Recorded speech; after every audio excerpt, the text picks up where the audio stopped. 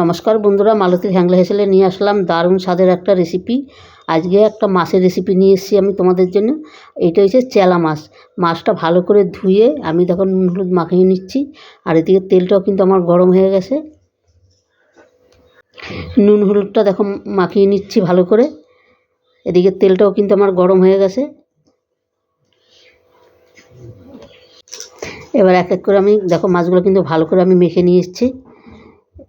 এবার এই তো দেখো ভালো করে মাছটা কিন্তু আমি মেখে নিয়েছি। এবার এক এক করে মাছটা আমি ভেজে নিচ্ছি। মাছটা দেখো ভালো করে নুন হলুদ কিন্তু মাখানো হয়ে গেছে। তেলটাও আমার গরম হয়ে গেছে। তেলটা গরম হয়ে গেছে। এবার এক এক করে আমি মাছটা ভাজবো। এবার আমি দেখো মাছগুলো আমি ভেজে নিচ্ছি। আর এই মাছটা খেতে বন্ধুরা একদম অসাধারণ হয়। তোমরা এই মাছগুলো একবার রেসিপিটা করতে পারো, দারুণ লাগে কিন্তু খেতে। এবার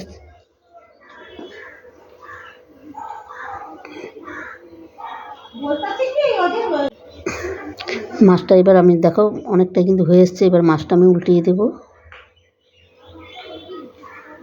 আর এই মাছটা কিন্তু একটু কড়া করে ভাজতে হবে, তাহলে কিন্তু খেতে খুব ভালো লাগবে।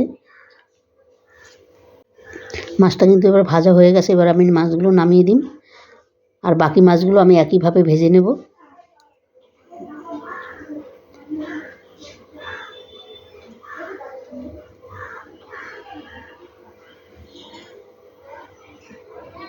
এই সম্পূর্ণ মাছ আমি একইভাবে ভেজে নেব। আর তোমরা পুরো ভিডিওটা দেখতে থাকো বন্ধুরা, খুব ভালো লাগবে। দারুণ একটা রেসিপি কিন্তু।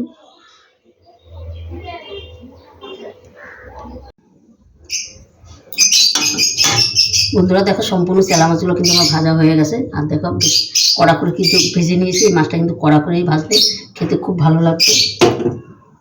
বন্ধুরা ওই তেলে কিন্তু আমি রান্নাটা করে নিই। এখানে আমি কিছু জিরা ফোড়ন দিয়ে দিচ্ছি। জিরা একটু ভেজে দেবো।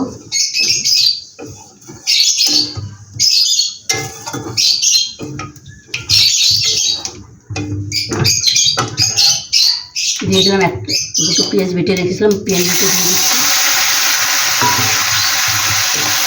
পেঁয়াজটা দিয়ে আমি হালকা করে একটু ভেজে নেব।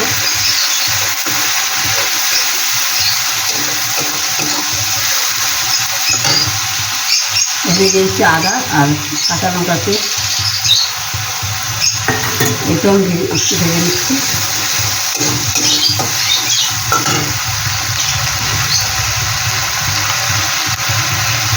দিয়ে দিলাম হলুদ গুঁড়ো,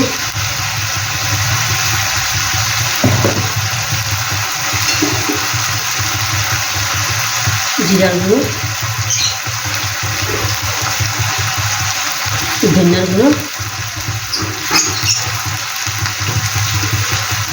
কাশ্মীরি লঙ্কার গুঁড়ো কালারের জন্য,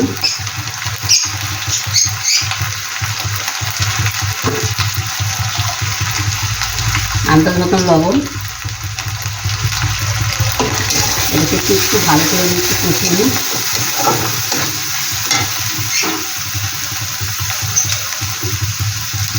বাটিটা ধুয়ে মশলা দেওয়া বাটিটা ধুয়ে একটু জল দিয়ে দিচ্ছি।